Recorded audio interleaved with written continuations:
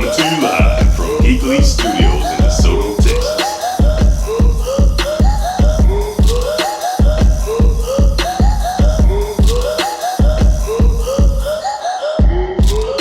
Coming to you live from Geek Leads Esports Studios in DeSoto, Texas. King David Reeves and the MentorConnector podcast present another Mentor Moment.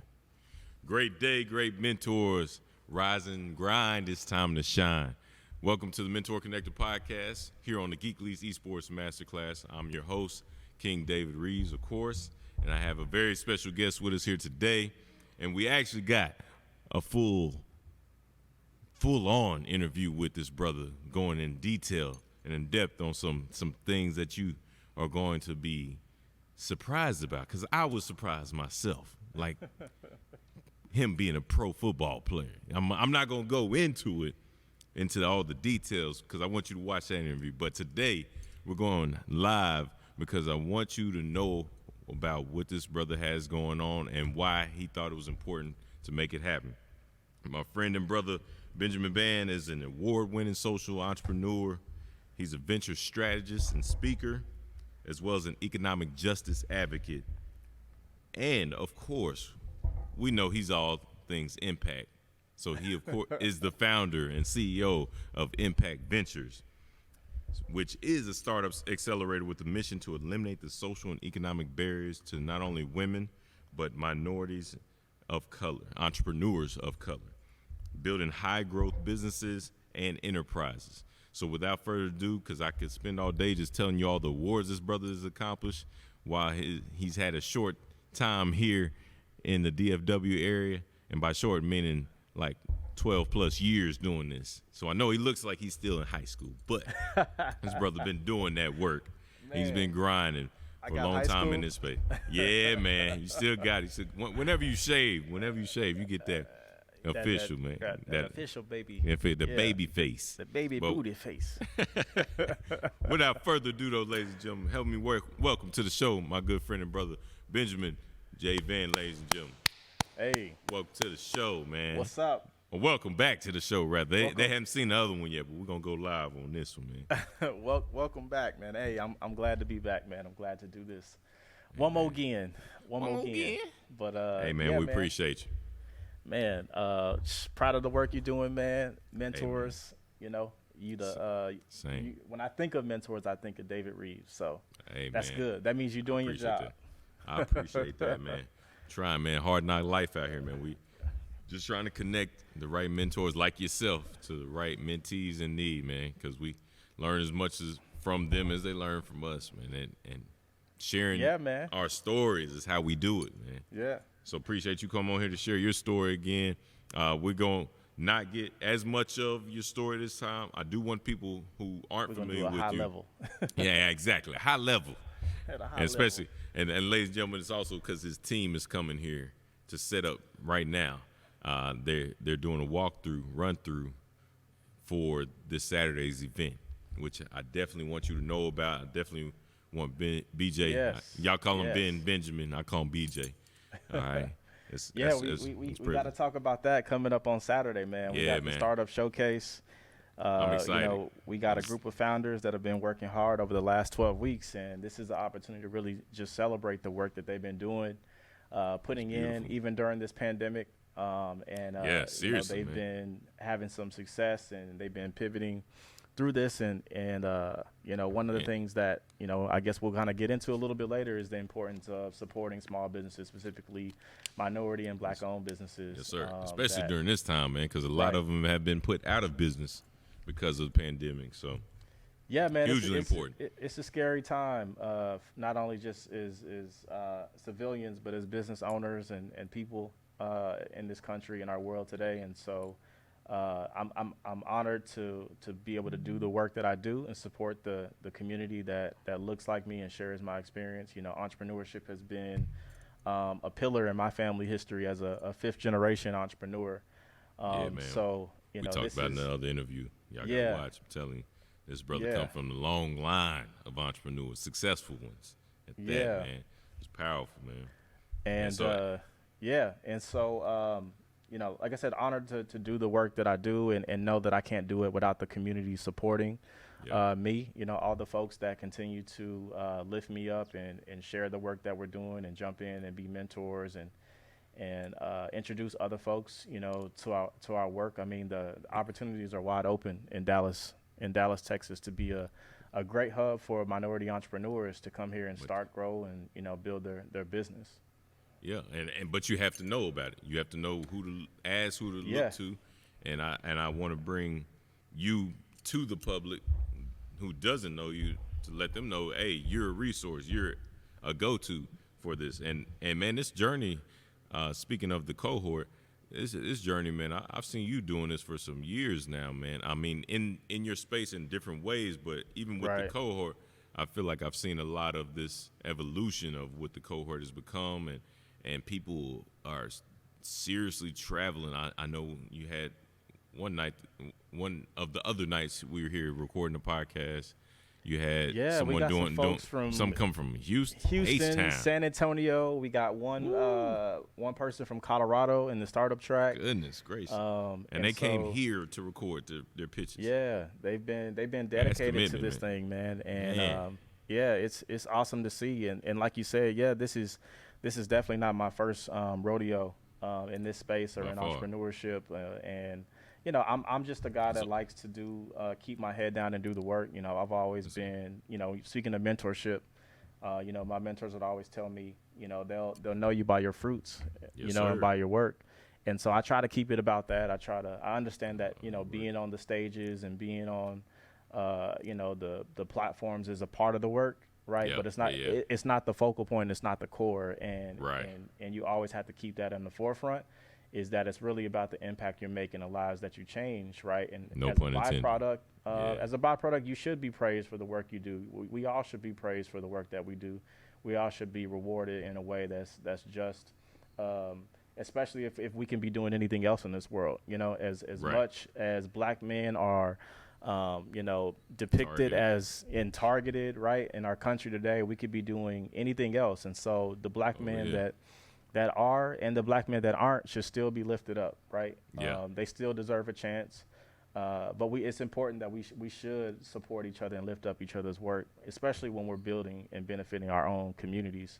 So most definitely. Yeah, man, it's been a long journey. For those who are tuning in and hear you say it's not my first rodeo, man, take them on a little trip down memory lane.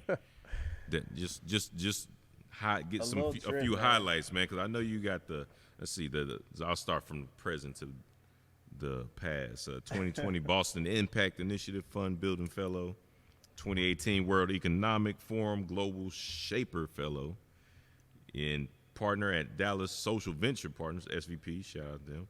And I always mispronounce the name, but Dana Jewett.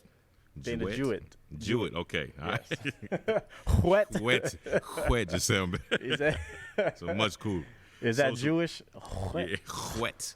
Dana Jewett, Social Venture Resident. And, of course, 2015 Mayor Star Council alumni. Shout out, I was Class 6, the best class legendary. Hey, man, shout out to MSC. We'll let y'all make it. Y'all needed more help. But you paved the way, so I'm not gonna disrespect, man. But you definitely have been putting work in, man, and all this.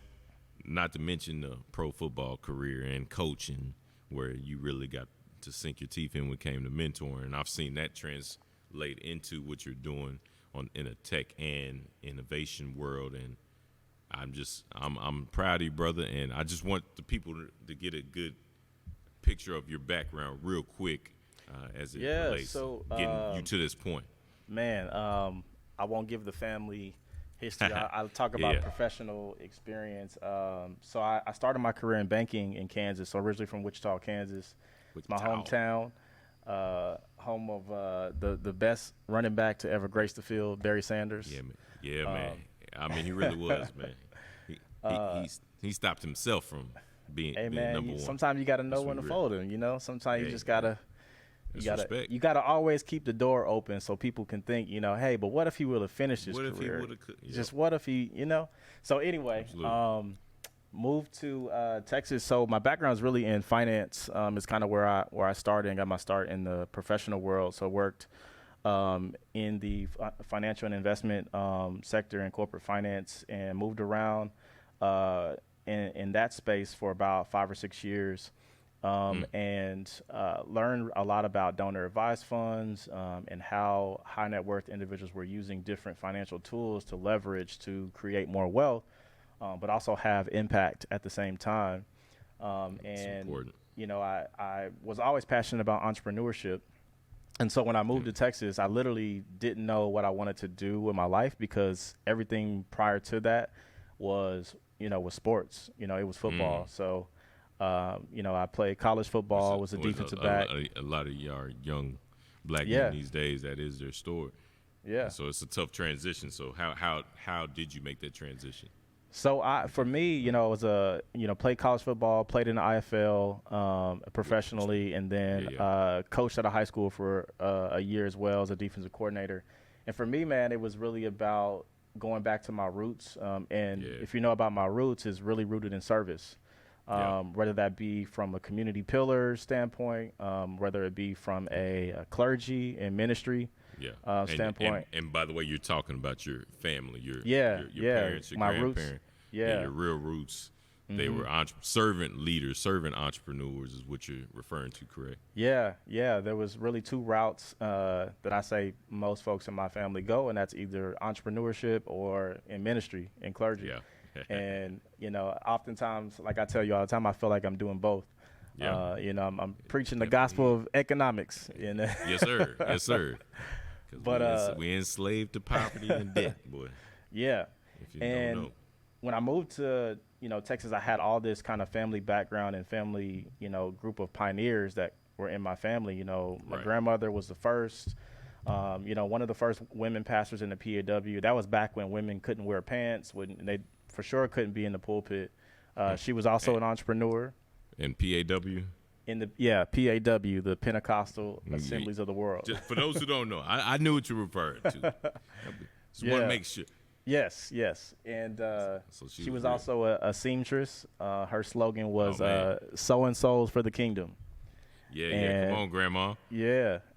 So she was a seamstress. She used to, design all of our clothes and stuff growing up. And, before that, her grandfather started the Azusa movement, if you know about the apostolic faith and kind of the history of how it started on Azusa Street in California and kind of spread across the Midwest. My great-grandfather was part of the charter group that chartered it in the Midwest in Topeka, Kansas.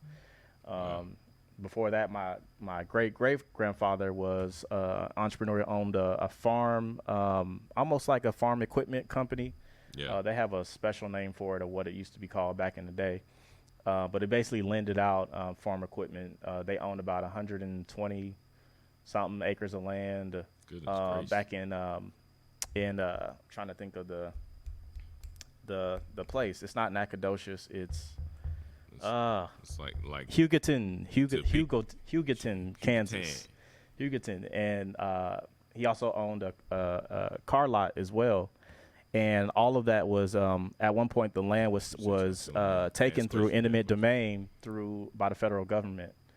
And so being I think about a lot oftentimes, what if that wealth and that land was still in the family, Yeah, man. And that's what other cultures do so well. And when it comes to minority culture, especially in African American, it almost feels like it's a foreign concept to us, even though we've had Black Wall Street before. Right. We've had this in our history and our heritage, but we lost it somewhere along the lines of segregation and discrimination.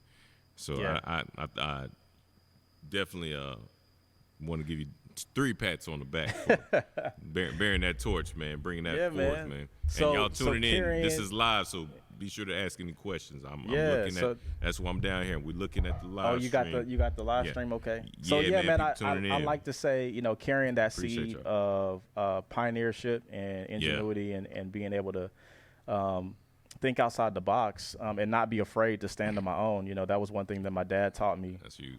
Growing up is being able to stand on your own.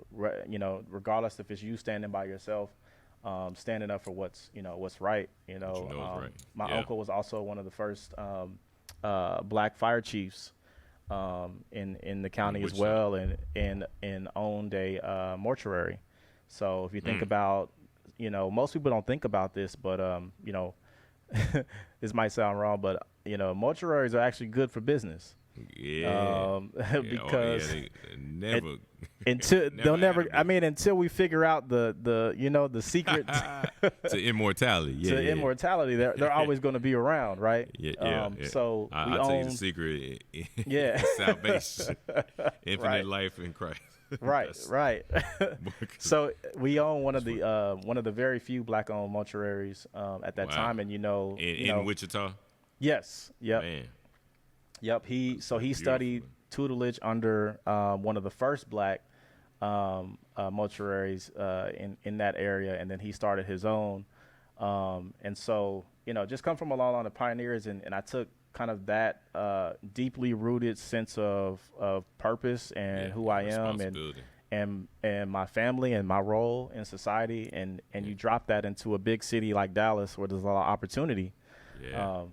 Especially for a young black man, there's a lot of more opportunity here than somewhere in Kansas. And so I started this group called Mogul Empowerment Group, and it was focusing on supporting entrepreneurs. Okay. In a kind of in a unique, different way. We always we kind of did a lot of entrepreneur focused events, like networking events that traditionally would be at like a gallery or a hotel ballroom or something like that. We kind of did them in non-traditional spaces. So we did like boat events and things like that. And so one of the other Doing causes. pretty big out here. Yeah, at that time we did a couple events. We did a really big one on bashing domestic violence and awareness. So, oftentimes in black households we grow up with domestic violence, and for me that was a really cause that that really struck home to me. And so we did this big event back then, focusing on bashing domestic violence, and we donated. Trying to think how much money it was to Brighter Tomorrow. I think you said like 12 something before, maybe. Yeah, to 12,000. Brighter. Yeah, it was about 12,000 to Brighter Tomorrow Foundation, and from there, I got in contact with my then business partner at that time with an organization called DIPSN, which is short for Dallas Black Professional Social Network, and was really doing some things that were very closely aligned, but there were some gaps that were missing from what they were doing. They were primarily like a social organization, and me kind of having this dual kind of like community focus and also this business and small business empowerment focus, kind of brought that element to the group, and just brought it up and elevated it to another level that really was involved in like the center and the core things of Black Dallas. So at that time, I was a young man in rooms with, presidents of chambers and commerces and banks and folks that, in your 20s. Just, right. And just yeah. ready to take it on. Back in my 20s. Yeah. And, what did that do for you, though? What did that set you up for?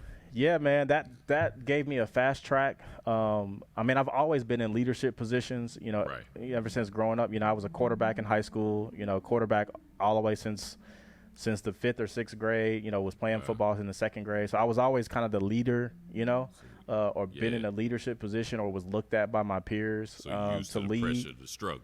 Yeah, I'm used to the pressure. And it really kind of gave me a fast track to all things kind of Dallas and what were the issues and challenges and things that were plaguing the Black community. And our primary focus was really on retaining African-American talent, because we saw a lot of people would move here. And after 1 to 3, I know you're saying that was your primary focus, but are you saying that was the problem you saw that that you then set out to solve? Correct. Like that was a major problem in Dallas. From your observation, implant from another state to here, you in these circles, in these rooms with CEOs and other heavy hitters in the community, that was the problem that you saw was. Yeah, there was a talent shortage and there was a disconnected culture. Those were the two problems that we saw Because transplants would move here, and then after 1 to 3 years, they would move to more, densely populated areas, with folks that look like them. They would move to Chicago, Houston, Baltimore, DC, because the jobs were great here, the housing market was great here. Depending on where you lived, the school systems were great, but there wasn't a sense of culture here. And a lot of times that quality of life is key, to really building an inclusive city. And so we set out to kind of be that bridge and that gap. And we really kind of had an older demographic group. I'm always been known as an old soul, and I was probably the youngest person in the group, and was leading the group. But I would say the average age was probably in the early 40s. Establishing their careers. So when you think about, the types of people that were in this group, they have economic power, they had political power because they had voting power.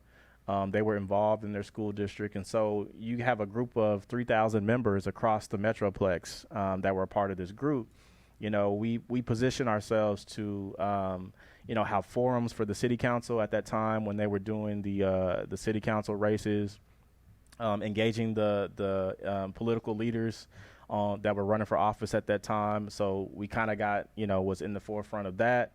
And then when it came from small business empowerment, we had a ton of entrepreneurs and small business owners in the group that we were helping connect them through events and building kind of their business and their social capital for their business. And this was through what organizations? So this was through DIPS and Dallas Black Professional Social this Network. Was all the one you helped create. Yeah. Yep. Okay. And so was this partnering with like Urban League or any of those? Yeah. So we did a lot of. Yep.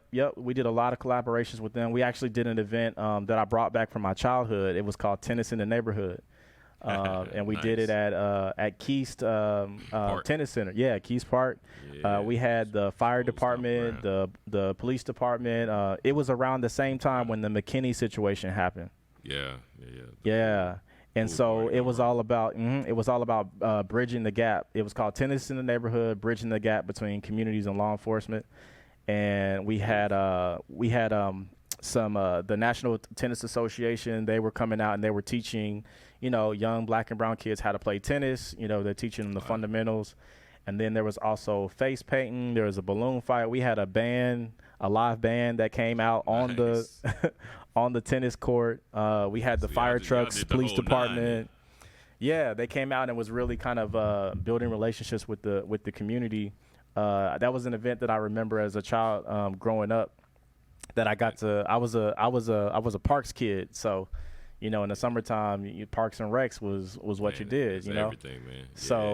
Yeah. So that was an opportunity to kind of connect back to my childhood. But yeah, and so we partnered with. I think Urban League did the face painting. They had like a face painting station, and so that's one of those events that you're saying that you use to actually help connect. Yeah. More transplants like yourself. Yeah, and locals as well. Yeah, we partnered with. Stay connected. Yeah, we partnered with the Chamber, the Black Chamber, on a number of events. And how important would you say these kind of events are to keeping people glued here? So they're important, because geographically, like the geographic makeup of the city itself disconnects people, right? It's easy to just live in Plano and only do Plano things. Yep.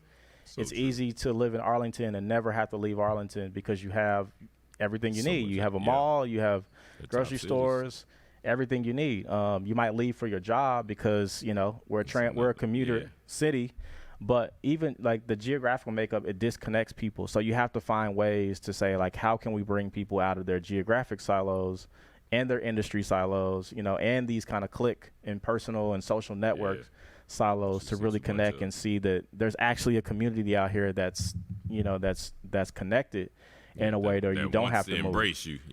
Then you don't have to move to another city. So did that for about 3.5 years, man, while I was moonlighting that and working corporate America at the same time. Nice. So you can imagine, I don't know how I had that much energy back then. I look back now and I'm like, man, I was running where was I doing 1,000 miles per hour, right? Hey, but it all helped prepare you for it definitely did. Now, right? Definitely did. Negotiating. Absolutely. The biggest thing all these years I've been building up, you talk about social capital, but what social capital really is at its core is trust, right? Oh yeah. And Very when you're true. building trust with these organizations, with people, with influencers and decision makers, when it's time to do something of your own and an idea that you want to birth out, Oh it's yeah. easier to make those They asks count. and to leverage that social capital because you've built up the Absolutely. trust, right? Absolutely. And that was a Yeah, big I've part of it. experienced that with this podcast, this MentorConnector podcast, even the Mentor app launch and all that last year. Yeah. And the podcast now, it's like I'm finally asking for favors after like 4 or 5 years of just Oh, man. going there and supporting gave. people, mentoring, and Yeah. giving and And that's the asking thing what is- more can I do? How can I add value? How Yeah. can I support you? Not what do you need? I don't even know you. I just want to Yeah. support you. I love doing it. And that's then- the thing is you have to do your time, man. And Yeah. that's what I tell a So lot when of, it's your I turn, get a lot of young it's entrepreneurs no-brainer. that come to me and they want to do this and do that. And I'm like, It sounds I good. mean, you gotta, right.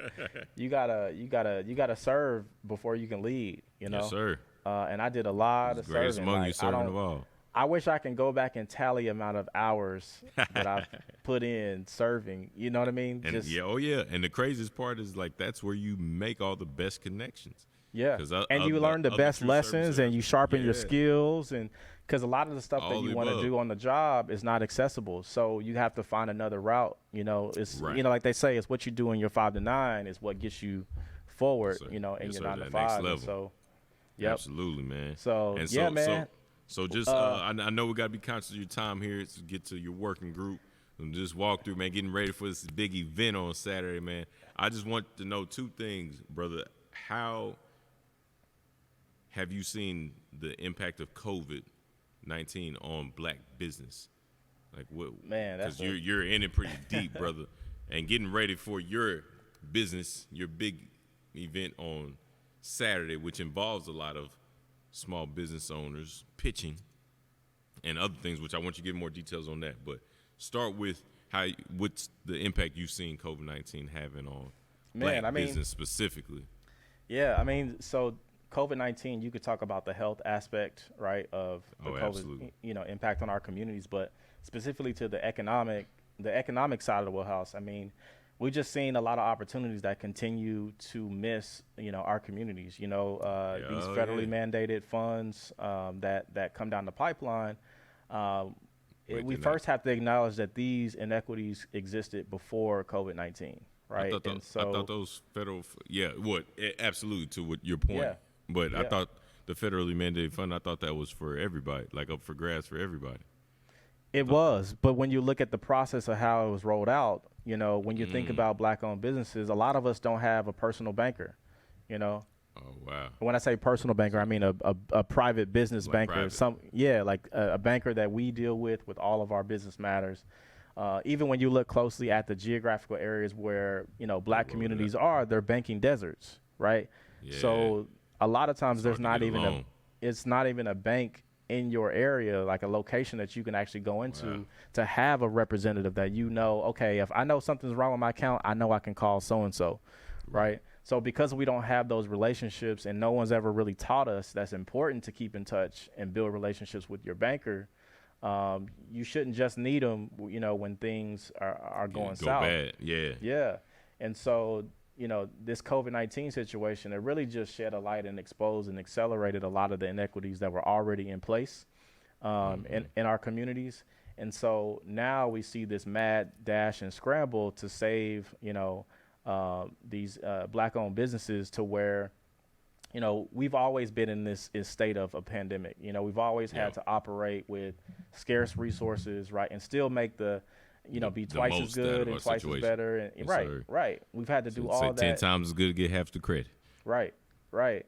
So, when you talk about the impact, it's been tremendous, man. I mean, I don't even think we can quantify it or measure it effectively to give it. But what about for the people who are going to say it's the impact has been grave on all small businesses? It's kind of like saying all lives matter All lives versus matter. Black lives matter. It's the same. Exactly. It's like we can't acknowledge all lives until we acknowledge that these particular lives also do matter. Disproportionately. Yeah, are impacted, and we have stats to prove that before COVID-19. So And one that's the thing scary part. we do have to do, as a community, is continue to educate each other through programs like, Impact Ventures and other organizations in the community that are necessity and necessary to the growth of our businesses. And education is a foundational component, to that. I know we want the capital, I know we want the money, but we got to learn that institutional knowledge that's key to help us navigate what to do when we do have the money. Yeah. So right now, I mean, black-owned businesses should be, looking at, well, you should be reevaluating who you're banking with now, and really trying to create a solid relationship with whoever your main banker is, and then doing some strategic planning, really looking at your runway, really looking at cutting costs. The thing that this COVID-19 situation has highlighted is our use and our reliance on technology, right? So a lot of businesses that aren't up to date when it comes to technology, they need to start implementing technology in their business because it can cut a lot of costs. Yeah, absolutely. It can cut a lot of costs to do that. You either use technology to cut costs, or you gotta use technology to cut people. Right. So I've seen a lot of that, trimming the fat. So in our space, man, it's really, mentorship, that education, and getting that access to capital are three areas that, we focus on as an organization. And we feel like are key to, where black businesses need to kind of dig back into and get back to their roots in those areas.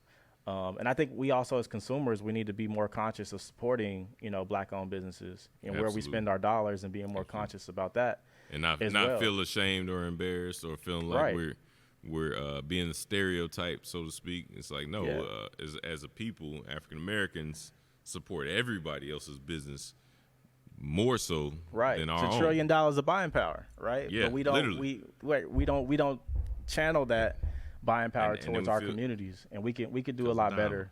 We could do a lot better in that. Yeah, and then we feel guilty. Yeah, like we did something wrong. Yeah. But I'm excited, man, because in the vantage point that I get to have, on the ground, working with entrepreneurs, but then also, like to say on the grass tops, with the capital providers and the funders and the investors is, as we get to see more investors of color that are coming into the investment space and the lending space, we'll see a trickle down of more dollars that go to communities that look like us. So hey man, I just want in front of the people. Now we're live and in the public. Well, shout out to my two cousins tuning in, Donald and Rusty. But you just said Vantage Point, right? Mm-hmm. That's your next business name. I'm just gonna get that to you publicly, so it's not for free, people. I'm selling it to him right now. He just coined that term. Vantage Point, Benjamin Vantage Point. I see it. I like that. That got a little ring to it. Hey, Vantage Point. It has impact. That's all I'm saying. Man. Pun definitely intended, brother. We see the future and around corners. Yes, sir. Yes, sir. We see what's in front of us. Hey, man, I like what you're doing with my idea. I like that, man. Hey, brother, but not to hold you any longer, man. I just want to hear your final thoughts on why people should come this weekend. Well, I say come. Tune in. Plug in to your event this weekend. The cohort you've been working with is simply impressive, brother. And I see your role, like mine, as a mentor in that, because I see how you're guiding them in their pitching, and you've worked with them and developed them to be ready for this moment. But it's not like you're doing this with some kids who have a whimsical idea. Right. And what they want to do. These are some serious small business owners, and you're giving them the platform and connecting them to the investors. Like I like to think of myself as a mentor connector. Yeah. And you chose to do it here at Geek Leads, brother. So I want to know, in a nutshell, cohort, why should we care? Event this Saturday, why do the people need to tune in? And Geek Leads, why did you choose here, man? Man, that's all a loaded question, but for those on the live, man, that don't know what we do or the problem that we're solving, man, there is a huge wealth disparity, in our country, And a part of that wealth is attributed through entrepreneurship. And, Yeah. that's typically the quickest way to assimilate wealth is entrepreneurship. But as we Absolutely. look at the growth of minority-owned businesses, particularly Black-owned businesses and women-owned businesses, access to capital is a huge. There's a huge gap in that area, and that's what really limits the growth opportunities for our firms, to where we have 90% or 98% of Black-owned businesses are sole proprietorships, meaning they have one or less employees, Right. which means we don't have the access to capital to grow.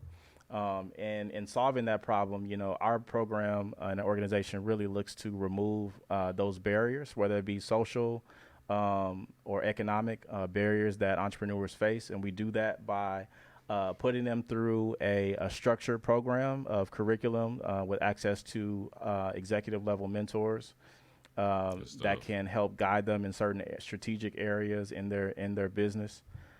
We build a social network around them, a social capital network. One of those things is a huge barrier to entrepreneur success, is having access to affluent networks, True. having access to highly educated and technical Tech savvy. networks, technically savvy networks. And then the capital piece, understanding the ins and outs of what type of capital I should be looking for, how to position my business for investors, what type of investors should I be looking for, who's the right investor and this for is me. all what you're teaching them throughout the cohort. Yeah, so we have two tracks. We have a growth track and we have a startup track. The startup track is an 8-week program. So shout out to those individuals, 5 individuals that participated and graduated from that a couple weeks ago. And Pretty then intensive. and then we have a 12-week growth track, which we have 10 entrepreneurs that are currently wrapping up this weekend for the Startup Showcase. And we, like I said, we really focus on high growth. I have a philosophy that, small businesses create income, but, high growth businesses create wealth. Yes, If you look at Silicon Valley and the amount of wealth that's been created in the past 10 years, it's all been through technology. Lifestyle businesses are great, and they're the backbone of our economy, but I feel like there's a necessary place for both in our economy, and we're really addressing specifically the wealth challenge and the wealth issue. And right now, the most viable means to do that is through technology. Yeah. That is the fastest growing means of small business, of business. The days of creating concrete businesses and things like that. Brick and mortar is not. They still exist, but our children aren't growing up with that, Right. vantage point. Hey, shout out to that word again. They're growing up saying, I want to be a YouTube star, or I want to be an influencer, or I want to be. Or I don't need to go in person. I can order it online. Correct. So we are the store online. Yes, and COVID-19 has exposed that we are living in this digitally focused society and digital forward society. And so in order for us to compete in that economy, we have to get in the game. We have to play. And, when we started this 3 years ago, there was no community here around that. So we had to build it. Wow. We had to build it through education, through community events, through social, to connecting people, to educating people on what's a cap table, what is venture finance even is. So we spent the first 3 years of our organization really educating and building the ground, building the community before we could do something like this. That's what all those events were about. Oh, gotcha. It was data collect. It wasn't just events for events. We were collecting data. It just seemed like we were just having fun. Oh yeah, and making an impact. We were collecting data. We were listening. We were asking. Man, that's so wise, man. Yeah, we have a ton of information and data on everyone we've touched throughout our programming to understand the needs of what they were looking for. We took that information, did a hackathon, 800-person hackathon, because one of the challenges was that they don't have the capital to build products, right? And so we said, well, a hackathon is a way that you can actually build a no cost, no pressure. You don't have to have the skills, because we connect you with mentors and technical experts and other people that can help you build it. And from there, you can build a prototype of your startup. And then from there, you can build a business model around that. So we did the hackathon, then we did a series of startup workshops. To the one you did with shout out Fish, another Mayor Stark Council alum. Oh yeah, so similar to the one you did with the youth we brought together. Yeah, so similar to that, but it was Dallas. for adults, and we were actually using the technology. Before that, we were doing the design thinking, kind of like the first framework when you're setting up. Yeah, when you're setting up the problem you're solving. Oh, so beautiful. Yeah, so, and that led us to. Led us to here where we are today. That led us to here. So why should people care about Saturday, man? Yeah, so Saturday is an opportunity to really get behind the community that could be the next app that you use, the next software that you use to change your life. You know, we use these apps and we use these things on our phone and all these things that make our life better. But at the end of the day, we forget that there's a person behind that's creating that. Think of the thing like most people don't know this, but Calendly. I don't know if you use Calendly.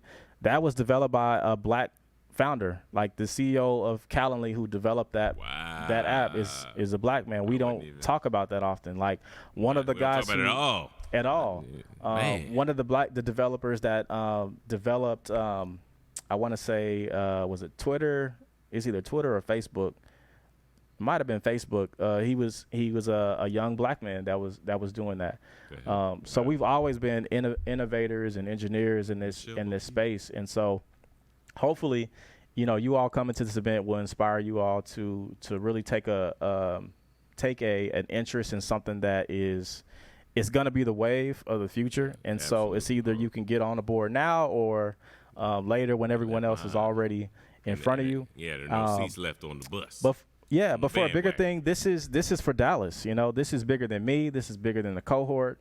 This is for Dallas. You know, I just did an interview with Afrotech, and they were asking me all these questions about why Dallas. You know, why Dallas? Why should Dallas be the next hub for minority entrepreneurs? What's special about Dallas? That is a great question. Exactly. Why Dallas? And I say, why not Dallas? But why not? Right. So those who attending that event and really supporting this event is really supporting the future of Dallas and how Dallas looks to the rest of the community. Right now, everybody's pegging Atlanta to be the next, you know, black tech hub. And so this is cool. Opportunity for Dallas to really, this is opportunity for Dallas to really step up and show their support, you know, for things like this. Because when we support these things like this, it attracts more companies, it attracts more dollars, it attracts more talent, more resources. Stay in our community. Right.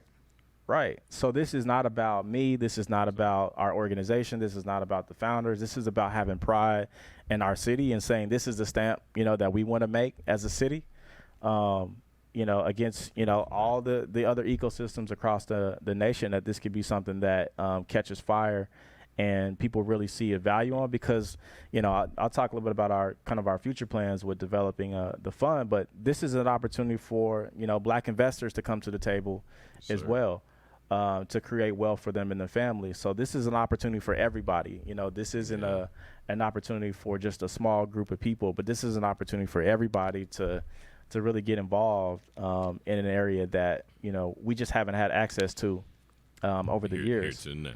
Yeah. So Saturday, what you're gonna get, you can give us a few. What's the word? I'm not secret. Something that the general public doesn't know. It's like who are some of the pitch? I say the pitchers, but the small business owners. What are some of the cool ones? You just like two or three. Two or three. So we have one called Equalizer Games that's focusing on high school students. That focuses on developing the IQ of quarterbacks. Oh wow. We have one that is focused on creating culturally responsive curriculums and resources for teachers in the school districts, which is pretty innovative in the things that they're doing. And with education empowered. Mm-hmm.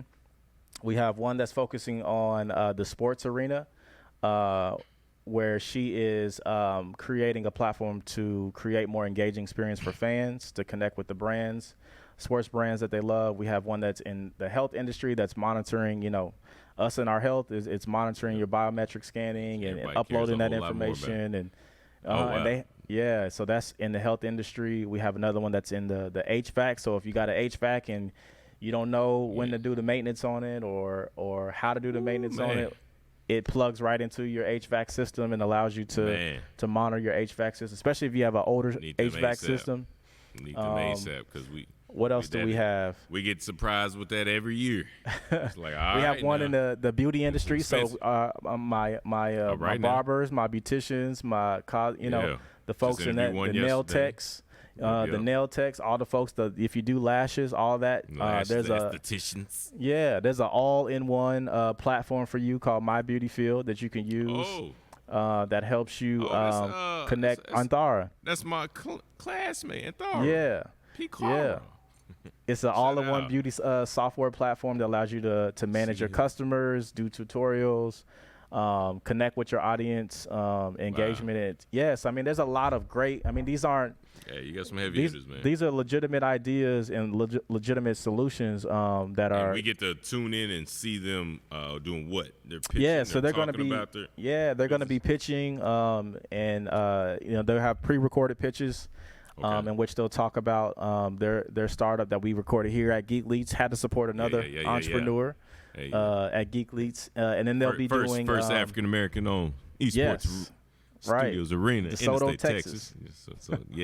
DeSoto, Texas, which is number 2 in the nation for black-owned business. Number 1 in Texas, of course. Just throwing those out there. Man. It's beautiful. Yeah. Black is beautiful, man. Black excellence. That's what we're talking about. That's what we're talking about, man. So we got after that so they'll do a Q&As with our Impact Champions. We got some great folks that are going to participate in that. My man Brian Brackeen from Lightspeed Capital. I'm guessing Impact Champions are the ones who are like the mentor role. They've already had success in their company. Yes, so these are investors. These are successful entrepreneurs. These are kind of celebrities in the tech world from all across the country. We got my man Joe Merrill from Sputnik, which is in Austin. We have Laura Baldwin, which is with Golden Seeds. They're women-owned, women-focused angel network. That's based out of New York.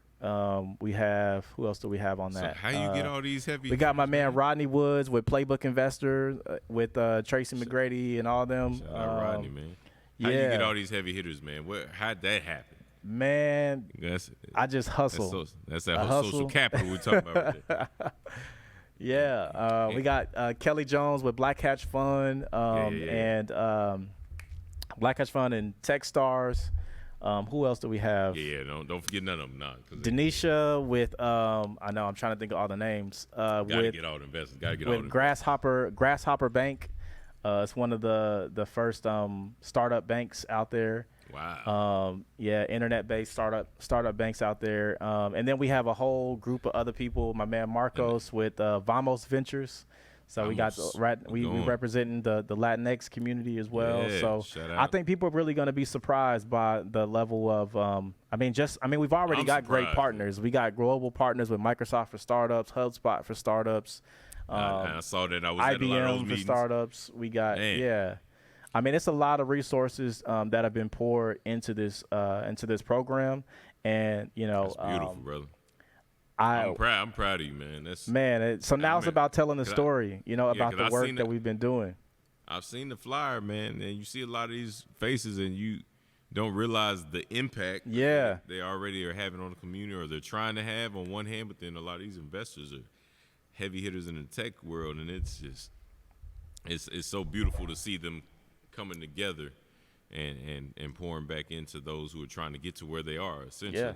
I think a lot of people are interested in Dallas, man, and I think we were brave enough. I like to say brave enough, but we were brave enough to kind of put the flag in the ground and said we're going to be the ones that really build and intentionally build this community. There's been spurts, over the years of different things, events and stuff like that, but no one's kind of really pursued a dedicated, effort. And until now, brother. Until now. Right. Until now. So we're gonna continue to grow. So this is what we're gonna do. Y'all gonna like it. And is there anybody else a part of your team you can shout out? Shout out to Vincent. Shout out to Bryce, one of our interns from Stanford. There's some good brothers, man. Shout out to CC, our putting program in work with coordinator. Shout out to all of our mentors. Been in a part of the program. Shout out to all our founders for sticking with me. You know, this was our first one, and we happened to launch it in a world pandemic. Bam. On the MentorConnector podcast. Bam. Man, At Geekly Esports Masterclass. Yes, Bam. sir. That's how we're doing. We're making history, ladies and gentlemen. You heard that. You got it first here. Yes. Go check the other interview. You want to know his bio, but just so you know. So we need to tell people where they tune into. Where do they tune in at? That's Zach. You know where I'm going with this, man. We actually made it very easy. So if you go to our website, impact-ventures.co, it's going to forward you right to the hop-in link to be able to attend the event. Okay. So I got to go to the website. I can't go to the Facebook or Instagram page to get there? Or is yes, it like you can go to You can go to Facebook and all that as well. Okay. That's why I'm going to get to it. Shoot. I'm going to be tuning in. I got a mentor session with the Potter's House. Shout out Boys to Men. And then Friendship West has one. Well chosen. Shout out y'all. And I think there's something. I'm going to see if I can post the link in here real quick. I got a workout mentor group this morning, but you better believe I'm tuning in wherever I'm at. All right, so he posting the link, y'all. He posting the link, but in this time, he got to get to his group, so I'm going to let him go. Ladies and gentlemen, I want to thank him for coming yet again on the MentorConnector podcast here on the Geekly Esports Masterclass, man. Y'all need to plug in, support this young brother here who's trying to put on for all these other small business owners. Bam. So yes, he's in there. Support we got a special guest, so I gotta give my man his shout out to J Clip, DJ J Clip, Dallas legend in the DJ music world, man, and he's doing a live session for our intermission from 12:30 to 1. So he's gonna be checking on live on the platform. Basically saying if you don't tune into anything else, tune into the DJ session. That's what you're basically saying, right? I'm saying if you come for anything, come for that. But no, so the app, you can network. So there'll be a networking feature where you can connect one-on-one with people. Yeah, you'll be able to have, I think it's up to 3 to 5 minute conversation, and it'll actually share all their contact information. Man. We have an expo, so you'll be able to connect with all the resources for entrepreneurs. You'll be able to connect also with all the other startups. And you doing all that through Geekly's here? No, so it's in the app. It's in the platform. It's called Hop In. Yeah, so Hop In is what we're doing the event on. There'll be a main stage. There'll be the networking component. There'll be the expo. We'll have community voting to where they'll get access to office hours with some of these institutional partners and VCs that we're working with. Will anybody be here physically? No, it won't be. Yeah, this will be all virtual. It'll be all virtual. So, yeah, hop on. You'll be able to comment in the chat while the pitches are going. We'll have polls. I'm excited to see this, man. Yeah, so hope y'all check it out, man. We had about 150-something RSVPs on the Eventbrite, and we were using Zoom, and we said, okay, we're actually going to need to switch this up. Yeah. So we looked into Hop In. I was doing a couple other events with some other startup organizations, and I said, okay, I think we can do this. To be able to have an interactive experience for everyone. So, yeah, man. People hop in. Yeah, and so hop in with us. RSVP on the link below. The link below. You can find us on all social media. Impact Ventures Co. Is our tag on Twitter, Instagram, Facebook. We're on LinkedIn as well. So, yeah, man, this is just the beginning. This is the first cohort. Where's Benjamin Vann at? Where can they find you? I'm most active on LinkedIn, so you can find me, Benjamin J. Vann, on LinkedIn or on Facebook, Benjamin J. Vann. I have a like page on there. You can tune in. I post on there sometimes. I need to do a little bit more with that. It's all good, man. But focus on the business, man. You're doing a great job at it, man. Yeah. I'm proud of you, brother. And appreciate thank you again for coming on, man. I didn't want to hold you long, but you wanted to keep going, man. You had all this greatness to talk about, man. I just wanted you to talk about Saturday. Oh, my bad. For the record. That's good, man. I know they didn't mind because the viewership has stayed consistently over 3 or 4 people watching at a time. So, man, thank you again, brother. Hey, I enjoyed it, and I look forward to Saturday. My pleasure, man. And thank you for being the mentor connector that you are. Pun definitely intended, man. And that's so shout out to you, man. Can't wait to support you virtually as well. And if I'm running a little bit late, just forgive me. I'm mentoring somebody else's kids. And it No problem, might drain man. me a little bit. And, Glad you could have me on, man. It was fun. Absolutely. I'm glad you had a good time, brother. And let me know how else I can support you and continue to do the great things that you're doing for not only your own company, but the community, the people around, the small business owners and the investors, giving them the opportunity to connect to those who need them, and who used to be it's them. It's truly about elevating our community, man. So I hope people see that that's the goal and the aim of this, is to really just help our people and give us an opportunity. So absolutely, man. We're doing just that and doing a great job. I appreciate you. And again, thank you for coming on the MentorConnector podcast, the Geekly Esports Masterclass. This has been another great episode with your host, King David Reeves. My man, Benjamin J. Vann, Impact Ventures. Y'all support. We love y'all. See y'all later. Coming to you live from Geekly Studios